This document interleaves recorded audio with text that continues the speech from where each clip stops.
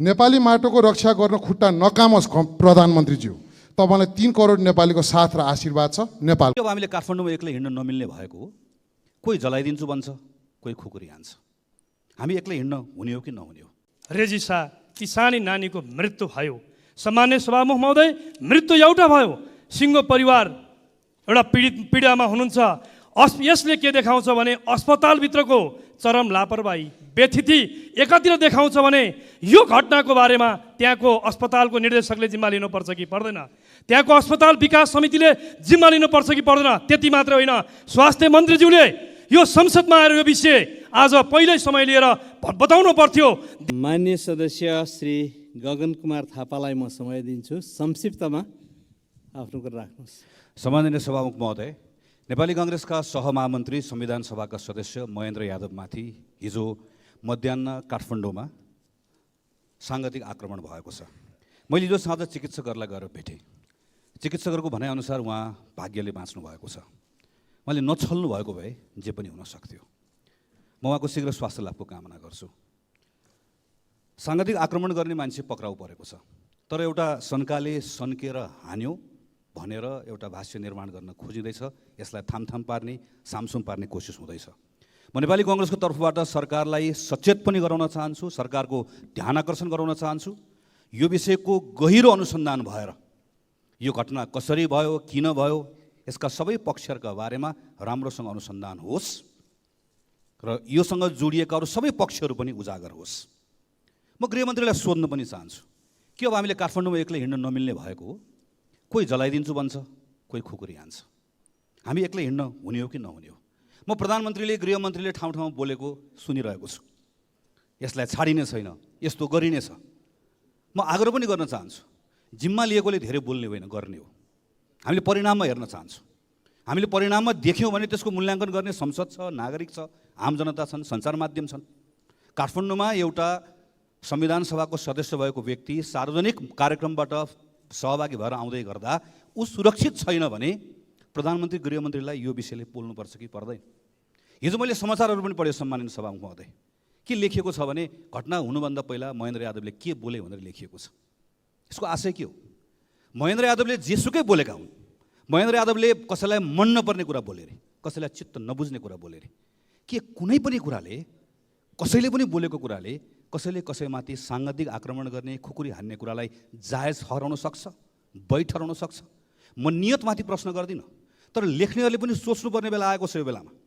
यदि हामी कुनै पनि माध्यमबाट हिंसा जायज हुन्छ भन्ने कुरालाई स्थापित गर्ने कोसिस गर्दैछौँ भने हामी ठुलो गल्ती गर्दैछौँ। सम्माननीय सभामुख महोदय, म आग्रह गर्न चाहन्छु, यो संसदभित्र रहेका सबै राजनीतिक दलहरू, सञ्चार माध्यम, नागरिक समाज सबले एकपटक मनन गर्ने बेला आएको छ कि यदि समाजमा असन्तुष्टि छ, तर यो असन्तुष्टिलाई देखाएर यदि समाजमा हिंसालाई प्रोत्साहन गर्ने अभिव्यक्ति, हिंसालाई प्रोत्साहन गर्ने घटना वा हिंसात्मक गतिविधिहरूलाई कुनै न कुनै मानेबाट प्रश्रय दिन हामीले खोज्यौँ भने नेपाली समाजले त्यसको ठुलो मूल्य चुकाउनुपर्छ। हामी धेरै सङ्घर्ष र सकसबाट बाहिर निस्किएर हिंसाबाट बाहिर निस्केका छौँ, तर कता कता असन्तुष्टिलाई सम्बोधन गर्ने भन्दा पनि असन्तुष्टिलाई भजाएर अराजकता मच्चाउने पहल कदमीहरू भएको हामी यत्रत्र देखिरहेका छौँ।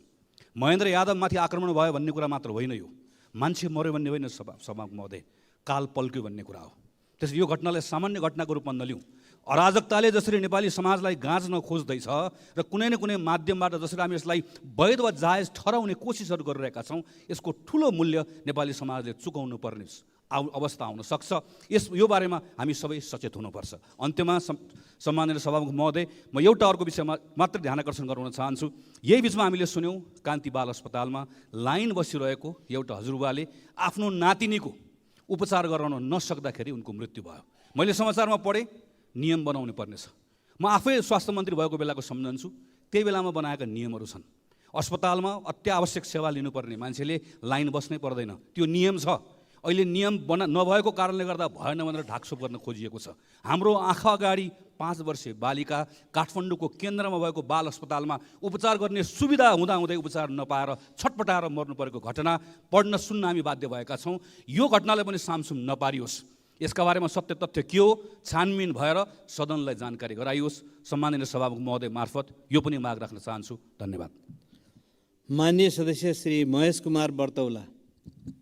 संक्षिप्तमा राख्नुहोला।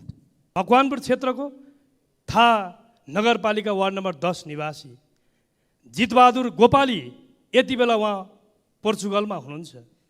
आफ्नो छोरीको सुन्दर भविष्यको सपना त्यो साँचेर उचित शिक्षा दिउला, दीक्षा दिउला, छोरीको भविष्य उज्जवल बनोस् भन्ने त्यो सपना बोकेर उनी 1 वर्षदेखि पोर्चुगलमा छन्। उनको एउटा मात्रै सन्तान हुन्, रेजिसा, 5 वर्षकी। उनले आफ्नो बुबा कृष्णबहादुर र श्रीमती रीता गोपालीलाई जिम्मा लगाएर उनी पोर्चुगल गए। तर उनको सपना चकनाचुर भयो। त्यो सपना कान्ति बाल अस्पतालको गम्भीर लापरवाही, चरम गैर जिम्मेवारीपन, जसका कारणले गर्दा 5 वर्षको एउटा बच्चा उपचार नपाएर पटक पटक त्यहाँको सेक्युरिटी गार्डलाई भनियो, कर्मचारीलाई भनियो, बिरामी असाध्यै गाह्रो भइरहेको छ, सहन नसक्ने अवस्था भयो, बोल्न बन्द भइसक्यो, कम्तीमा पनि इमर्जेन्सीको ढोका खोलिदेऊ, इमर्जेन्सीभित्र पुग्न देऊ, डाक्टरका पुग्न देऊ, पटक पटक भनियो। तर त्यो निज बच्चा परिवारले यस प्रकारको अनेकौँ अन्याय विनय गर्दा, क्रोधन गर्दा, बिन्ती गर्दा समेत सम्मान्य सभामुख महोदय 2 घन्टा हजुरबुवाको काखैमा बच्चा रहनु पर्ने अन्तिम समयमा 2 घन्टापछि बल्ल तल्ल सेक्युरिटी गार्डलाई ठेलेर, बलपूर्वक ठेलेर इमर्जेन्सी कक्षभित्र प्रवेश गर्ने। त्यसपछि बच्चाको अवस्था अन्तिम भइसकेको थियो। 10-15 मिनटमा रेजिसा ती सानी नानीको मृत्यु भयो। सम्मान्य सभामुख महोदय, मृत्यु एउटा भयो। सिङ्गो परिवार एउटा पीडामा हुनुहुन्छ। यसले के देखाउँछ भने अस्पतालभित्रको चरम लापरवाही, व्यथिति एकातिर देखाउँछ भने यो घटनाको बारेमा त्यहाँको अस्पतालको निर्देशकले जिम्मा लिनुपर्छ कि पर्दैन, त्यहाँको अस्पताल विकास समितिले जिम्मा लिनुपर्छ कि पर्दैन। त्यति मात्र होइन, स्वास्थ्य मन्त्रीज्यूले यो संसदमा आएर यो विषय आज पहिल्यै समय लिएर बताउनु पर्थ्यो, देशलाई बताउनु पर्थ्यो। यो देशभरि यस्ता सरकारी अस्पतालमा यस्ता व्यथिति भइरहेको सूचनाहरू आइरहेको छ। यस बारेमा म सामान्य सभामुख महोदय मार्फत म नेपाल सरकारको ध्यान आकर्षण गर्न चाहन्छु। त्यो घटनामा, त्यो लापरवाही र गैर जिम्मेवारीपनमा जोडिएका अस्पताल व्यवस्थापन समिति, त्यहाँको निर्देशक लगायतको टिम अध्ययनमा ल्याइयोस्, दोषीहरू पर कारबाही गरियोस्, यो माग गर्न चाहन्छु। सँगसँगै म सामान्य सभामुख महोदय मार्फत नेपाल सरकारको सम्बन्धित म मन्त्रालयको मन्त्रीज्यूको ध्यान आकर्षण गराउन चाहन्छु। अविलम्ब ती पीडितले न्याय पाउनुपर्छ। न्याय पाउने कुराको सुनिश्चितता सरकारबाट हुनुपर्छ, क्षतिपूर्तिको सुनिश्चितता हुनुपर्छ। आइन्दा यस्ता घटना नघटोस् भन्नेतर्फ पूर्ण क्षमतामा चल्नुपर्ने भौतिक पूर्वाधारहरू छ। 52 पूर्ण क्षमतामा आइसियु छ, 52वटा सही आइसियु छ। त्यो पूर्ण क्षमता चल्ने जनशक्ति बजेटको ठिक ढङ्गले यदि सरकारले व्यवस्थापन गरेको भए। माननीय सदस्य श्री विराज भक्त श्रेष्ठ।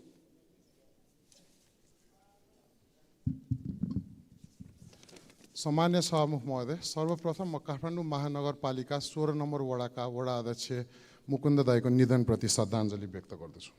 सभामुख महोदय, भर्खरै हाम्रो छिमेकी राष्ट्र चीनले नयाँ नक्सा जारी गरेको छ, सार्वजनिक भएको छ। उक्त नक्सामा हाम्रो संसदले एकमत भएर जारी गरेको नेपालको चुच्चे नक्साको भूभागहरू भारतमा देखिन आएकोमा हामी सार्वभौम नेपालीको मन साह्रै दुखेको छ।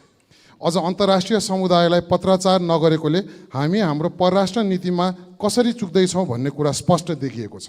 म सम्मानित सदन मार्फत परराष्ट्र मन्त्रालयलाई यो विषयलाई प्राथमिकतामा राखेर कूटनीतिक नोट मार्फत छिमेकी राष्ट्रलाई नेपाली भूभाग नेपालको नक्सामा राख्न पहल गर्न ध्यान आकर्षण गराउन चाहन्छु।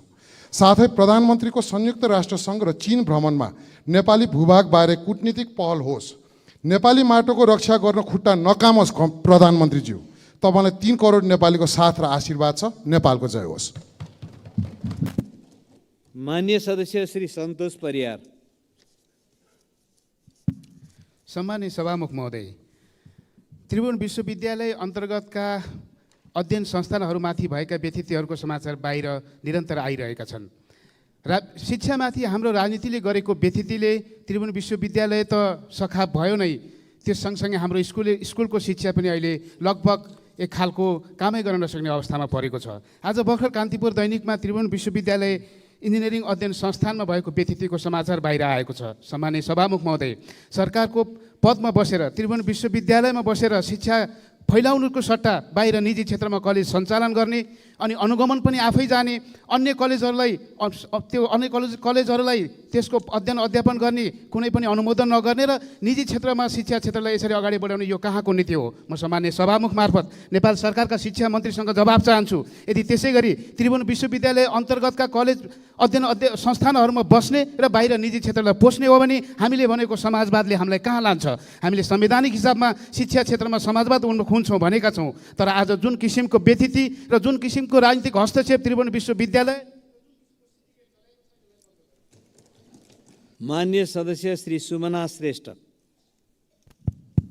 सम्मानीय सभामुख महोदय, कान्ति बाल अस्पतालमा जे भयो त्यो हाम्रो सिस्टमको असफलता हो।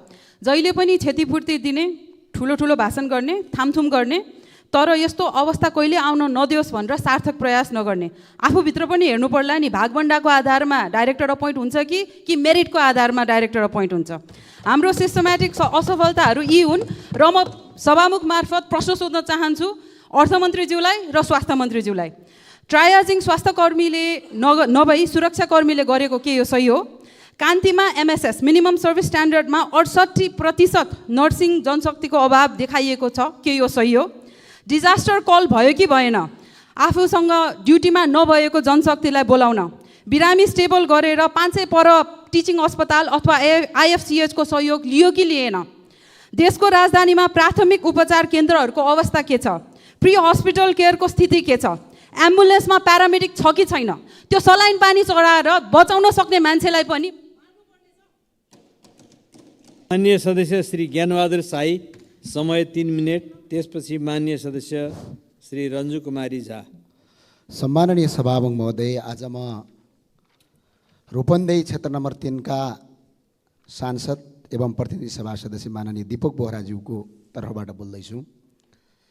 सरकारको गम्भीर ध्यान आकर्षण गराउन चाहन्छु। संसारको शान्ति क्षेत्र भनेर चिनिने लुम्बिनी र विश्वका 60 करोडभन्दा बढी बुद्ध धर्मावलम्बीको आस्था केन्द्र भगवान गौतम बुद्धको वासस्थान लुम्बिनी आज सन् 1967 को अप्रिलमा तत्कालीन राजा महेन्द्र र संयुक्त राष्ट्रसङ्घका महासचिव बीचमा एउटा लुम्बिनी ऐतिहासिक क्षेत्र विकास गुरुयोजना तय भयो। तर त्यो गुरुयोजना आज अल्पत्र अवस्थित छ। सुन्दैछौँ लुम्बिनी जस्तो पवित्र स्थलमा समेत अनियमितता, भ्रष्टाचार र नीतिवश आर्थिक हिनामिना भइरहेको छ। त्यसले तत्काल छानबिन गरी कारबाही गरियोस्। म सरकार सक्षम यो अनुरोध र अपिल गर्न चाहन्छु। साथसाथै सम्माननीय सभामुख मार्फत प्रधानमन्त्री र सरकारलाई प्रश्न गर्न चाहन्छु। आज अन्तर्राष्ट्रिय निर्देशन समिति कता छ? त्यो समितिले कहाँ र कुन देशमा लुम्बिनीको विकास गरिरहेको छ? समितिले कहाँ र कहिले कुन देशसँग लुम्बिनीका विकासका लागि पहल गर्यो?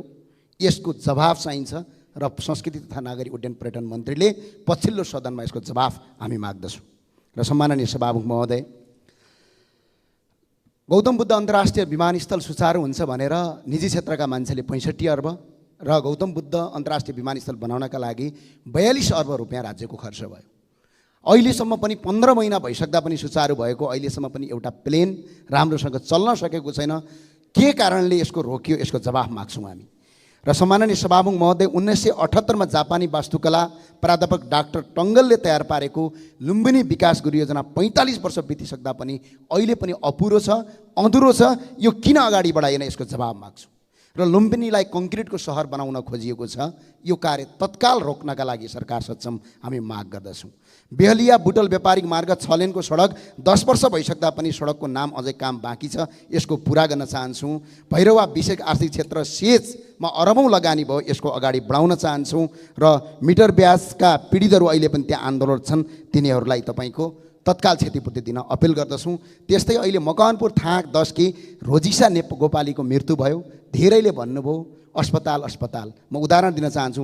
वीर अस्पताल 1947, त्रिवी शिक्षण अस्पताल 2038, त्रिचन्द्र सैनिक अस्पताल 1982, पाटन अस्पताल सन् 1982, बिपी कोइराला स्वास्थ्य विज्ञान पढाइ 1993 र मेची अञ्चल अस्पताल 2045, भेरी अञ्चल अस्पताल 2022, मध्यपश्चिमाञ्चल अस्पताल 2062 मा स्थापना भए। गणतन्त्र आएदेखि एउटा पनि सरकारी अस्पताल बनेको छैन। अस्पताल नबनाउने अनि संसदमा आएर कुर्लिएर हुँदैन। अस्पताल बनाऊ, त्यसपछि मात्र देशलाई विकास गर्न सकिन्छ। र अर्को कुरा सरकारलाई भन्न चाहन्छु। अराजकता भन्नुभयो। मैले एउटा बिरालोले भन्ने गरेको थियो अरे, दुधको साँची म बिरालो आफै। अराजकताको प्रकाश सरकार आफै हो र सरकारले जसरी दुधको साँची बिरालो छ त्यस्तै गरेर सरकारले अराजकता आफै गरिरहेछ। सम्माननीय प्रधानमन्त्री जस्तो मान्छे सडकमा आन्दोलन गर्छु, मान्छे उतार्छु भनेर भाषण गर्नुहुन्छ। त्यो भएर सम्माननीय प्रधानमन्त्रीलाई यहाँबाट जवाफ दिनुपर्छ। यस्ता अराजक गतिविधि प्रधानमन्त्रीले गर्न पाइँदैन। यति भन्दै बिदा हुन्छु। हस्, धन्यवाद सम्मानित सभामुख। मान्य सदस्य श्री रन्जु कुमारी झा, समय 3 मिनट। त्यस पछाडि मान्य सदस्य मेटमणि चौधरी। सम्माननीय सभामुख महोदय, सर्वप्रथम अपने कांग्रेस का सहमहामंत्री, संविधान सभा सदस्य, पूर्व मंत्री माननीय महेंद्र यादव जी को जुन सांघातिक हमला भयो हिजो, त्यसको घोर भर्त्सना गर्छु म र मेरो पार्टीको तर्फबाट, र उहाँको स्वास्थ्य छिटो लाभ हुने कामना गर्दछु। के सभामुख महोदय, मलाई आज भन्नलाई बाध्य भइरहेछु कि हाम्रो देशको परराष्ट्र नीति यति कमजोर छ कि दुईटा छिमेकी मध्ये एउटा छिमेकीको दूतले भन्न आउँछ कि तिमी अर्को छिमेकीसँग सम्बन्ध राम्रो नराख, त्यो सम्बन्ध तिम्रो लागि दुर्भाग्यपूर्ण हो, त्यो सम्बन्धले तिम्रो देशको समृद्धि हुँदैन, त्यो सम्बन्धले तिम्रो देशको आर्थिक अवस्था कमजोर हुन्छ। यति भन्न हामीले समय दिने, यति भन्न हामीले छुट दिने कस्ता परराष्ट्र नीति हाम्रो देशको कि कुनै छिमेकी देशको एउटा छिमेकी, हाम्रो दुईटा छिमेकी नजिकको छिमेकी मध्ये एउटा छिमेकी राष्ट्रका दूतले यस्तो भन्ने अवसर दिने हामी नेपाली, कस्ता हाम्रा परराष्ट्र नीति। सभामुख महोदय, मलाई साह्रै चित्त दुख्यो मैले जब यो मिडियाहरूमा पढेँ र उहाँको मुखबाट पनि सुने। म कुनै अमुक देशलाई नभनिकन दुईटा छिमेकी मध्ये कुनै छिमेकीले यस्तो बोल्ने साहस नगरोस्। नेपाली प्रति नेपाली आफै सक्षम छ, नेपाली आफै परराष्ट्र नीति बनाएर अगाडि बढ्नेछ। सभामुख महोदय, म अर्को कुरा पनि भन्न गइरहेछु कि शिक्षा र स्वास्थ्यको कुरा, अहिले भर्खरै 5 वर्षको बालिकाको मृत्यु हुन्छ। कस्ता स्वास्थ्यमा, कस्ता शिक्षामा हाम्रो देश गइरहेछ, दुर्भाग्यपूर्ण अवस्था छ। सरकारले अरू कुरा हेर्दा हेर्दै मलाई लाग्छ शिक्षा र स्वास्थ्यलाई ओझेलमा कहीँ पार्या त छैन, जसको कारणले नर्सिङका क्याम्पसहरू बन्द गरिदियो, नर्सिङका कोटाहरू घटाइदियो, नर्सिङ पढ्न बाध्य भएर मान्छे छिमेकी मुलुकतिर गइरहेछ। देशको आर्थिक अवस्था अरू देशमा पलायन भइरहेको छ। देशमा नर्सहरूको आवश्यकता छ कि छैन, देशमा सेवाको आवश्यकता छ कि छैन, मलाई बडा दुःख लागिराखेको छ सभामुख महोदय कि शिक्षाप्रति किन संवेदनशील छैन सरकार, संवेदनशील किन छैन सम्बन्धित मन्त्रालय। शिक्षा र स्वास्थ्य यदि देशमा बलियो भएन भने देशको जनशक्ति कसरी बलियो हुन्छ। हाम्रो संविधानले शिक्षा र स्वास्थ्यलाई मौलिक हकको रूपमा राखेको छ, तर मौलिक हक नै हामी प्रयोग गर्न सकिराखेको अवस्था छैन, जसको कारणले देशबाट पलायनको अवस्था छ र देशमा 5 वर्षको बालिकाको असमयमा मृत्यु हुने अवस्था छ। सभामुख महोदय, म अर्को कुरा राख्न गइरहेछु नागरिकता सम्बन्धमा। नागरिकता सम्बन्धी जुन कानुन बन्यो त्यसको नियमावली बन्दैछ भनेर सुने र केही साताभित्रै राजपत्रमा आउँदैछ। म धेरै खुसी भएँ, किनभने कानुन अनुसारको जबसम्म नियमावली बन्दैन तबसम्म हाम्रो जनताले त्यो कानुनलाई प्रयोग गर्न सक्दैन। त्यसकारण सरकारलाई यस विषयमा म धन्यवाद दिन चाहन्छु र छिटोभन्दा छिटो नियमावली राजपत्रमा आओस्। सभामुख महोदय, नागरिकतासँग जोडेको एउटा विषय अझै भन्न गइरहेछु। मधेसमा यदि कोही गैर नेपालीले नागरिकता लियो भने त्यो लिने व्यक्ति अन्य मुलुकको हो भनेर त्यो व्यक्तिलाई सजाय हुन्छ, दिलाउने व्यक्तिलाई सजाय दिन्छ, तर दिने व्यक्तिलाई अहिलेसम्म सजाय दिएको मैले सुनेको छैन सभामुख महोदय। तर राजधानीको मुटुमा यो हाम्रो काठमाडौँ जिल्ला प्रशासनबाट र हाम्रो चाहिँ काभ्रेबाट जुन गैर नेपालीहरूले नागरिकता लिन्छ र त्यो नागरिकताले जुन देशमा बिचौलियाको काम, ती नागरिकले जुन देशको यस्तो बिचौलियाको काम गरेर देशमा जुन विभिन्न किसिमका अपराधहरू गरिरहेछ त्यतातिर किन ध्यान गएको छैन सरकारको, त्यतातिर सरकारको ध्यान गम्भीर होस्। समय सकेकोले धन्यवाद।